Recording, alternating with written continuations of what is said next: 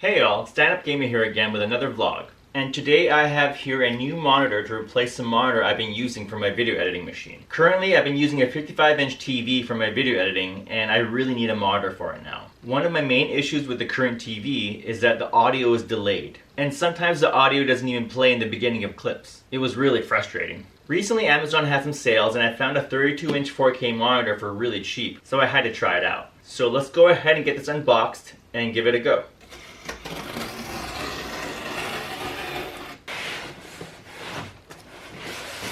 So the brand of the monitor is Abytespark, or Abytespark, or Abytespark. I don't really know. It's a no-name brand. And the model number is AB32-4K60. It's got two HDMI, two display ports, and an audio port. And obviously it's 4K, and the price is super cheap because it's only a 60Hz monitor. So let's go ahead and open it up.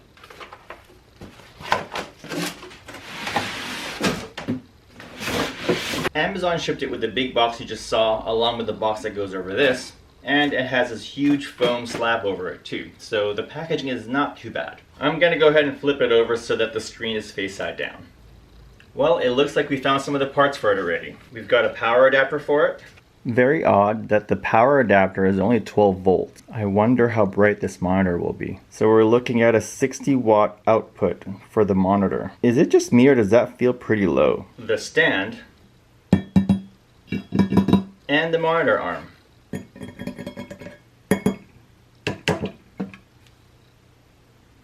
We've also got the manual, an HDMI cable, along with a DisplayPort cable, and a little bit more hardware. Here's the HDMI cable, the DisplayPort cable, a manual, and it looks like it is in English, and this little set screw, which I assume will connect the monitor arm to the monitor base. And then the monitor itself. To put it all together, I think all I need is my Chungus Phillips screwdriver. So let's go ahead and get started. Actually, it looks like I don't even need the screwdriver because there is a little latch on here to screw it in place. So we've got the monitor arm and the base, and let's just go ahead and screw it together.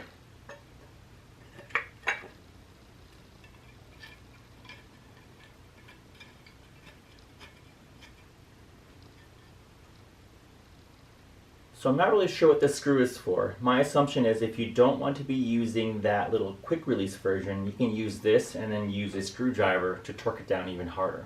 This monitor attachment is all toolless, so basically it'll hook up to these flanges over here for the majority of the weight. And then this little plate will actually keep things in place.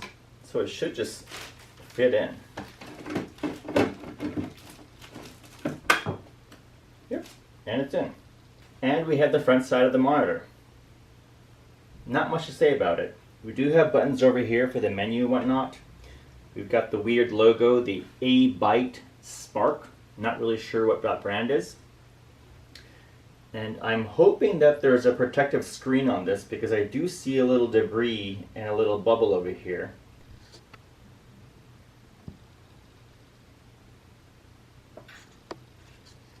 Thankfully, there is indeed a protective screen. Let's go ahead and take that screen off.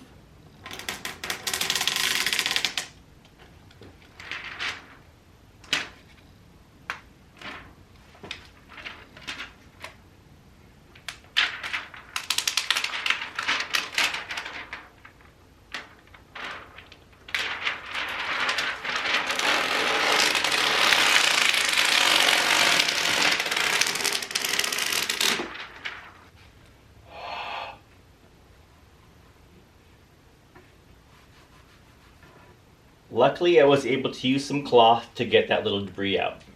It has a decent semi-gloss screen, but one thing I'm noticing right away is how wobbly the stand is.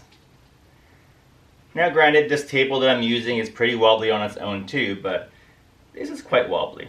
Not much to say about the back side. Apparently it has a light ring over here. I guess we'll find out very soon. And I do have some more protective film I need to remove over there.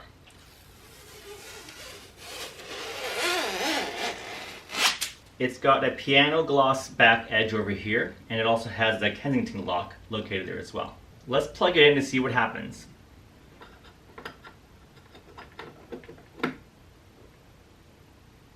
I was hoping that light ring would turn on when I plugged it in, but nothing happened. So let's see what happens in the front.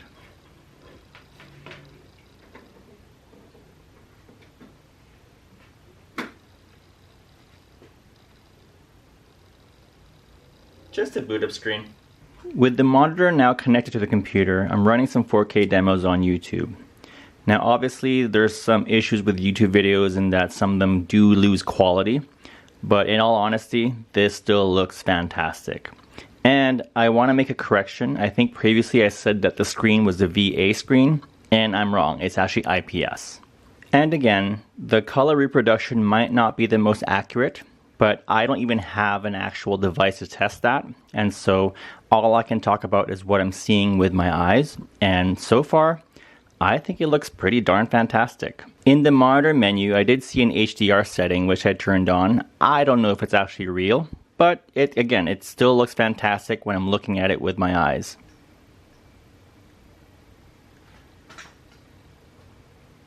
What you're seeing is just the glare from all my lights. But otherwise, pretty consistent colors. Like I was saying, the main purpose for this monitor will be for video editing. And so far, I don't really have much to complain about. Because it's 4K, I have a lot of real estate. The colors seem fine. And I'm not facing the same audio issues I was having with the TV that I was using. If you're wondering how the backside looks like, well, this is what it does. It does have an RGB light on here, but there's no way to actually control what the output is. You can either have it on and it'll cycle through a rainbow effect, or it'll just be off. So it's up to you. It's my assumption that no one's even going to see this, including the person buying it. One thing I will add is that behind this little plate is a VESA mount. So if you intend on using a monitor arm for it, that is a possibility. I myself will eventually install this on an Ergotron, so it's good to know it has a VESA mount on it.